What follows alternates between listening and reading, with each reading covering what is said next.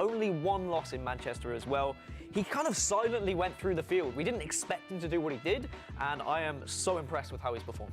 Okay, well, you've heard from us about Zizinho. Let's hear from the man himself. Check this out.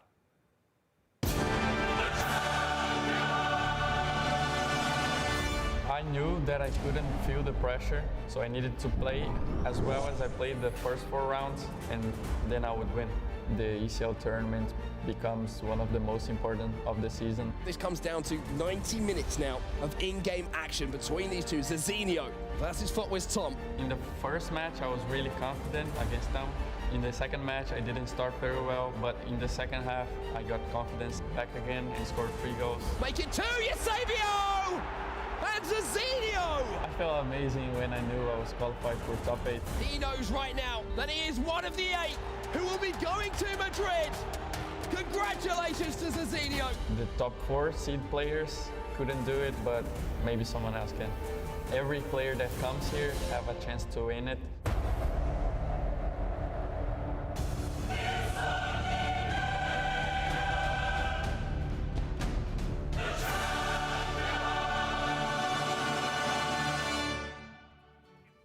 So, fun fact for you.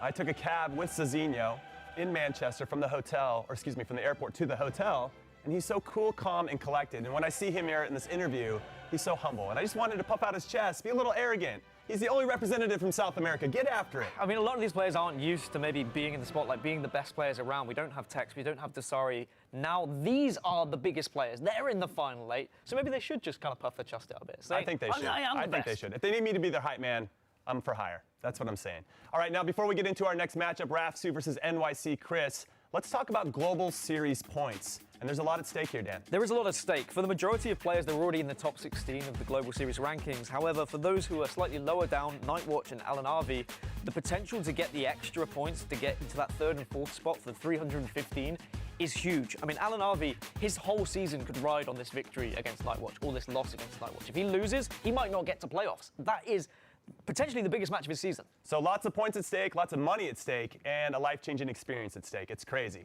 I love it. I love the eChampions League. Now let's talk about the next matchup, Rafsu versus NYC Chris. This one in particular is quite interesting because Rafsu lost to his brother, by the way, in Manchester, but found a way to fight through it, gets into the knockout rounds, the final 8, and he beat Maestro along the way. And Maestro, for me, was one of the favorites. I thought for sure he was going to be one of these final 8, but he beat him 7-0. It wasn't even like it was close. I think that's the big point. It wasn't just an easy game. It wasn't a tough game. It was a 7-0 victory. You can see his record there. He was scoring plenty of goals. He looks confident. He looks comfortable in his own skin. He's struggled throughout the season. We've been kind of umming and ahhing. Is he going to perform? He's finally showed what he's made of, and I'm excited to see what he does in the last 8. Do you think losing to his brother maybe gave him a little bit more of an edge because he wanted to prove himself a little bit more? 100%. I mean, I know if I had lost to my brother in tournaments, I'd had to go on and outplace him, and he did just that because Mentz didn't get to the last 8. It's an older brother thing. Yeah, sure. 100% an older brother thing. All right, now let's talk about NYC Chris. Now, he has a bit of a reputation of being a nearly man, nearly getting to the finish line, but never getting there. But in Manchester, he seemed to have broken that a little bit. Always the bridesmaid, never the bride is what everyone was kind of painting for NYC Chris. However, this could be a definitive point in his career, a real turning point for him. Ever since he qualified for this tournament, he's looked like a different player. He's comfortable playing the ball around. He doesn't throw away games. And I think now in this last 8, he could push on top 4, maybe even the final. Confidence is an incredible thing. And speaking of confidence, let's throw it over to one of the most confident people I know, Mike Labelle. Thanks, Jimmy. I don't know about most confident people he knows. Jimmy knows a lot of people. But we are going to start off with this Chris versus Rafsu matchup. And we're looking at Chris's gameplay. We're going to talk about how he's able to unlock the midfield, because this is crucial in the FIFA competitive scene, is being able to get the ball in this area of the pitch. This is going to be your bread and butter, so to speak, because it gives you options. It makes it where your opposition has to take some risk. He has to take some gambles. So you want to figure out a way to get through the midfield in order to pressure your opposition a little bit. And you see that with Chris here, using Neymar, turning back and forth, looking for an angle. And what he's trying to do is pull one of these 3 players out of position, where that gap is going to be created, and it's going to allow him to have easier offense, 1-2s, intricate play, all the good things that we like to see in FIFA. And that's exactly what happens. Neymar gets through, Ruud Gullit, classic little 1-2 Mbappe, Ronaldo back to Mbappe, near post finish. It's beautiful. We all appreciate it. We love it. And then when you're looking at Rafsu, I want to bring up the importance of icons and choosing the right players for you. We've talked about how in this tournament in particular, you're only going to get 3 icons in the team.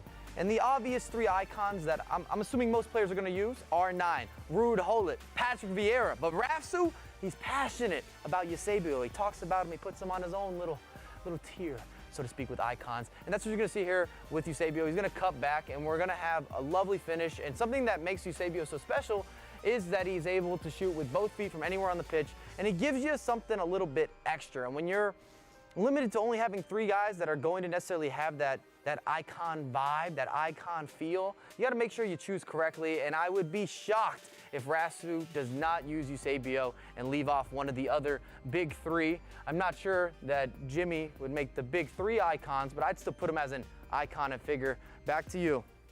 Well, hopefully from your lips to EA's ears, because I would love an icon card. I think I shouldn't have. You know what? Let's just move on to the next matchup, because I'm going to be crying here when you guys take a look at this graphic. It's Marcuso versus Lev Vinkin.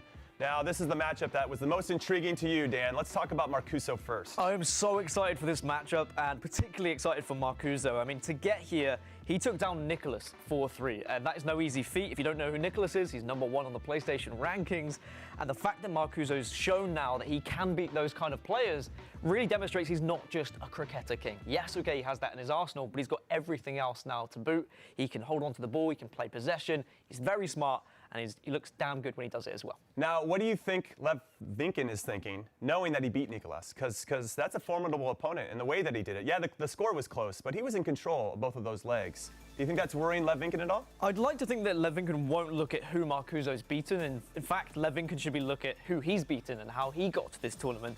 He had to go up against Ajax Tour during Manchester, and of course, Ajax Tour representing Ajax, Lev Vinkin being an Ajax fan. It was kind of a grudge match. He won that one 4-1. He's got to this point. He looks confident, he looks amazing, and I think he could have a really good matchup against Marcuso. Okay, well, you heard from us about Lev Vinkin, and now we're just speculating. Let's hear from the man himself. Check this out.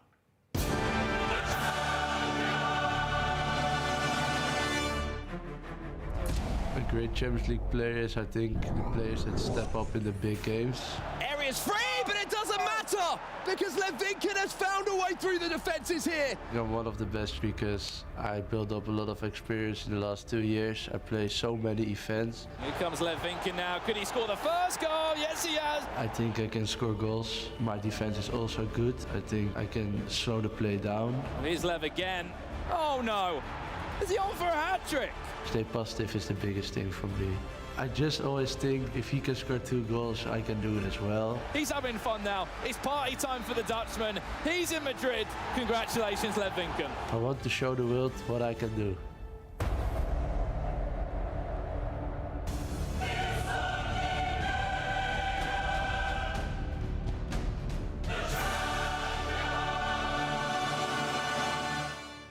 Okay, so another interview where they're being humble. Dan, all things considered. I don't know. I guess maybe I'm expecting too much. They need a hype man. I'm here. I mean, Jimmy, we won't talk about your age, but I mean, Lev Vinkin, he's only 18 years old. We talk about Tex, we talk about Dull and Mike, how young they are. Lev Vinkin's only a year older than them, and he's already so, just amazing in front of camera, amazing on the pitch. He has a very bright future ahead of him. Well, another person who's amazing in front of the camera, it's Mike Labelle. He's got some more insight for us. Take it away, Mike. I appreciate that hype man for hire, Jimmy. And we're going to get right into it. We're going to talk about Lev Vinkin and his gameplay and what he does that's so special. And he's had great consistency this year. It's because he's balanced. He plays good defense. You saw he rates himself on the defensive end, but offensively, he has enough patience to make sure that he's able to attack his opponent in the right times and make sure he gets the attacking space. And that's what we're going to focus on here. We're going to see almost an unsung hero. It's a beautiful layoff to Cristiano Ronaldo. That's normal. However, we've got space to work with. It opens up for Sergio Ramos. Sergio Ramos is going to attack that space. That's his fullback. And he's going to make something happen here. He lays it off to Neymar on the near post. Easy finish for Neymar, but it all starts from Lev Vinkin's patience. Almost everyone on the pitch touched the ball. Now on the reverse side, Marcuso can be a little bit more wild. If you like skill moves, this is going to be the game that you're going to enjoy. We always talk about how good he is at utilizing the La Croqueta, which is a new skill move to FIFA 19. But I want to take example, I want to freeze frame right here to look at this example a little more depth. Most people, they see Ruud Gullit, they see Neymar, they're wide open. You're going to make a pass this way, you're going to make a pass that way. One of the two. However, when Marcuso gets the ball there, he's thinking it's time for me to put on a show. I'm going to introduce you to the La Croqueta, and he's really built his name this year as the year's gone on with this skill move. Not one, but a beautiful second La Croqueta, slots it home into the back of the net, and it's been something that he's been able to really grow into later in the season, and that's why he's building so much momentum. So we've seen what he can do on the virtual pitch. Let's see what Marcuso has to say coming into the Madrid event.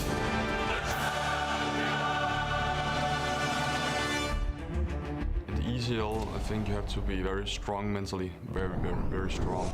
If you're not strong, you're not gonna go far. Great first touch. Oh, how's he still got the ball? How has he done that? Classic Somehow. Marcuso. My favorite skill move in FIFA 19 is La Croqueta. Marcuso, can he show us a bit of class now? A Croqueta or two, turns away from his man. Croqueta, again for Marcuso!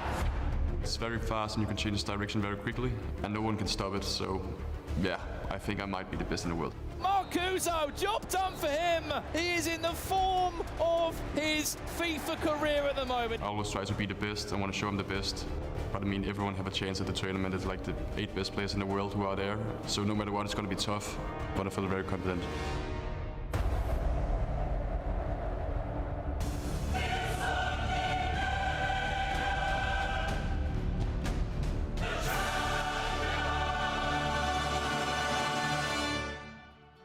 Don't forget that the eChampions League final will be broadcast live on Twitch on the EA Sports FIFA main account. And of course, May 31st is the date. You do not want to miss it because we've already hyped it up enough. I mean, it's going to be an absolutely phenomenal tournament. We've already spoke about 3 of the 4 matches, but of course there is still one more to talk about. Dr. Nightwatch going up against Alan Harvey. I mean, Mike, we spoke about why this is so important. What makes it a big game for you? Well, because both of these guys were kind of unexpected. If you were making, let's say, a bracket of predictions of where you thought people were going to finish up, Alan Harvey would not be in anyone's bracket. And a lot of people will say the same with Nightwatch, and especially considering that he had to beat F2 Tex in order to claim that top 8 placement. It's a very important matchup for both of them, and I think Jimmy has some special guests for us. So, Jimmy, what have you got over there? So I have the distinct honor of speaking with a player who's very well known in the FIFA community. He's been doing it for many years, but his recent claim to fame is knocking out F2 Tex in Manchester, who is the most dominant player in FIFA 19 this season. And yes, I'm talking about Dr. Nightwatch. Just look at him here. I mean, most players are wearing a jersey when they take their photos. He's in a button-up because he is the doctor. He was excellent, surgical, if you will, in his execution in Manchester. Now he finds himself in Madrid, booking a ticket. He's with us now. Dr. Nightwatch, thank you so much for joining us. How are you, my friend? Thanks for having me. I'm doing pretty well. How about yourself? You know, I'm living the dream because I'm getting to talk to you. Now let's talk about momentum, okay? Because there was a lot of positive vibes surrounding you and your big win over F2 Tex to get to Madrid. How do you carry that now? Because Manchester was a few weeks ago, and now there's been a little lull, as it were. Yeah, there has been. I mean, playing Tex is it's always going to be difficult. I was lucky that was the first time we matched up at an event and I could surprise him. Maybe in the future that's not going to be the case, as we've already seen. But, I mean, the hard part is done and the harder part is yet to come. So if I can perform the same way I did against Tex, I think I can do good. No, I don't think anybody has any doubt about that. Now, talk to me about your preparation. A lot has been said about it. I know you take a lot of pride in it. And I know, as someone that's had a little bit of success in my previous career, that the magic is in the preparation. So do you think at times, though, you could overthink things and that your biggest strength is also your biggest weakness? In a way, yes. That's what my coach has been telling me lately, that sometimes I overthink and over-preparate and maybe go out of my comfort zone to try and neutralize my opponent. Whereas if I just play my game, maybe I can do better. But it's about finding the balance and the perfect mixture between both. And I think if I can manage to do that against Avi and hopefully the opponents that follow, I can actually do good. Well, I appreciate your optimism as always, Nightwatch, and we appreciate your time, of course, too. Don't go anywhere, though, because we're going to come back to you after we talk to your competitor, Alan Harvey. Now, Alan absolutely killed it in Manchester. He won 6 out of 7 games, and I think getting that loss is important because you taste a little bit of defeat. You understand what that feels like, and you don't want to feel like that ever again, and he proved that to great effect. So Alan joins us from Midland, Texas. How you feeling, Alan? Oh yeah, I'm very happy. I'm doing good. First of all, thank you so much for having me. And yeah, like you said, I'm very happy to that I had a good tournament representing North America. Yeah, so talk to me a little bit about pressure. Are you feeling any because of your own personal expectations or anything attached to FC Dallas or EMLS? So yeah, that pressure is always going to be there. Every competitor, even the Champions League players that play in the real life pitch, there's always going to be that pressure, whether it's playing for your fans, your team. But honestly, all of the experience that I have accumulated throughout all of the FIFA events that I have been playing in, it really has helped ease that pressure. So, I've just been doing my thing, practicing, warming up, and, trying to get ready for the big day. Now, your competitor is very well known for preparing, so I'm sure he knows you inside and out. Do you have anything planned that might get into his head? Yeah, I've also been taking a look at how Dr. Nightwatch plays, and I have seen him lurking around in my Twitch chat, probably watching my YouTube videos. He's been there watching my gameplay. But I can assure that when it comes to game day, I'm definitely going to mix up my game, play different, and, try to counter everything that he has against me. Okay, well, I'm glad you brought up lurking because he's actually lurking on your interview as well. Let's bring Nightwatch back into this conversation. The two competitors battling it out in Madrid for a chance to go to the semifinals of the eChampions League. Now, Nightwatch, he's throwing a little heat at you for calling you out for doing your preparation by watching his Twitch stream. What do you say to that? I mean, I'm a big fan. What can I say? I'm a fan of Alan Abbey, so it's more a compliment than anything. Okay, now Nightwatch, have you learned anything by what he's showing? Because I'm sure he's revealing some secrets to you on the stream.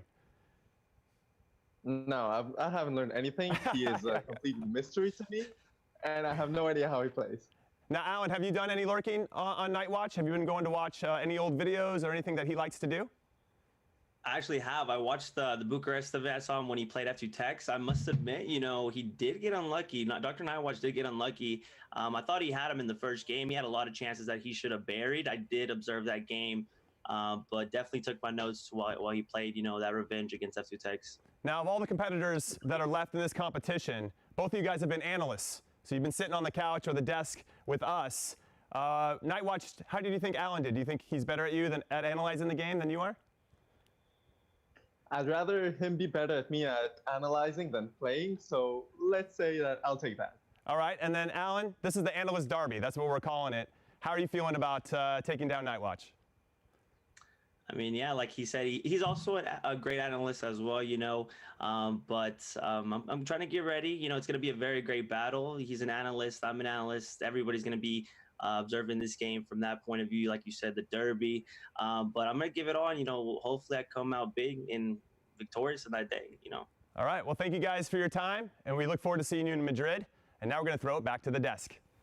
The analyst derby. Been players, analysts, and now they're players again. But Mike, they said they were kind of watching each other's footage a little bit. They're researching. Would you say either of them has an advantage from what you heard there? It's tough to say. We're not there inside their heads in terms of how they're really vibing, in terms of their mentalities. I will say, I think a lot of that's going to go out the door when you're there and everybody's watching you. It's on stream, a lot of energy in the room. There's a different type of energy playing at the eChampions League as well. I felt that when we were in Manchester, the vibe was a little bit different. And I'm sure it'll even be pushed to another level when we're in Madrid. There's going to be so much pressure on both of these players. And I mean, if they are actually able to get through to the next round, they might be facing up against Joxan. Let's see how he did in Manchester.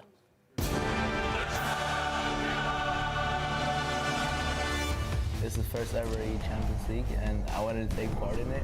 When I found out I was playing MS Asari in the round of 32, I knew he was the world champion from last year, but I didn't see it as a threat. I saw it more as a challenge. The more that we're seeing these goals down, one thing we won't be seeing more of is MS Asari. He's gone. I think you just have to be really patient versus playing against one of the best players in the world. And Joxan's done it! What a comeback! Joxan is going to Madrid. It's going to be intense.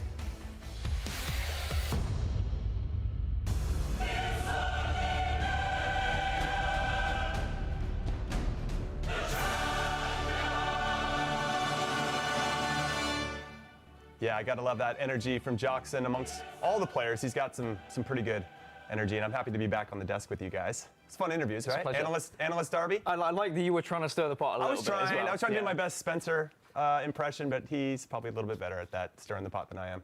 Got some tips from him. All right, let's talk about predictions. We're going to take a look again at this bracket.